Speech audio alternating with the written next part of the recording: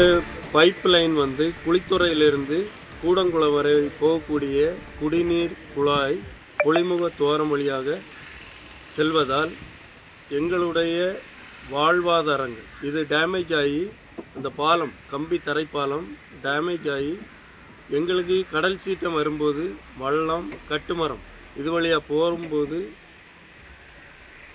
அடிபட்டிருக்கு, நிறைய பேருக்கு பொருள் சேதமும் ஏற்பட்டிருக்கு. ஸோ இதை விரைந்து கன்னியாகுமரி மாவட்ட நிர்வாகம் சரி செய்து தரும்படியாகவும் இன்னும் மேற்கொண்டு அவர்கள் சீக்கிரமாக விரைந்து நடவடிக்கை எடுக்கவில்லை என்றால் எங்களுக்கு அடுத்த கட்ட நடவடிக்கையாக நாங்கள் போராட்டம் நடத்தக்கூடிய சூழ்நிலைக்கு தள்ளப்பட்டு இருக்கிறோம். இந்த பைப் லைன் உடஞ்சிருக்குன்னு ஏற்கனவே மாவட்ட நிர்வாகத்துக்கு நீங்கள் ஏதாவது இது கொடுத்துருக்கீங்களா, மனு கொடுத்துருக்கீங்களா? ஆல்ரெடி 2023-24 காலகட்டங்களில் மனுக்கள் கொடுத்துருந்தோம். அதே நேரத்தில் 2025 கலெக்டர் மாவட்ட நிர்வாகம் வந்து செக் பண்ணியிருக்காங்க, விசிட் பண்ணிவிட்டு அவங்க நடவடிக்கை எடுப்பேன்னு உறுதி அளிச்சிருக்காங்க. ஆனால் இதுவரையுமே எந்த ஏற்பாடோ நடவடிக்கையோ எடுக்கவில்லை.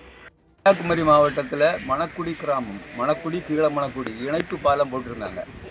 அப்போ அது சுனாமி டைமில் 2024 அது பழுதடைஞ்சு போச்சு. 2004 இப்போ தற்காலிகமாக இரும்பு பாலம் போட்டிருந்தாங்க. போட்டு ஒரு 10 வருஷம் கழிஞ்சப்போ இந்த பைப் லைன் போட்டாங்க. போட்டு இப்போ எல்லாமே துருப்பிடிச்சி டேமேஜ் ஆகிருக்குது. மக்களுக்கு வாழ்வாதாரம் பாதிக்குது. தொழிலுக்கு போக முடியாத கண்டிஷன் இருக்காங்க. மீன் இறங்குதளம் அந்த பக்கத்தில் இருக்குது. அதனால் வர மக்கள் இந்த சைடு தான் போய் வந்து இருக்காங்க.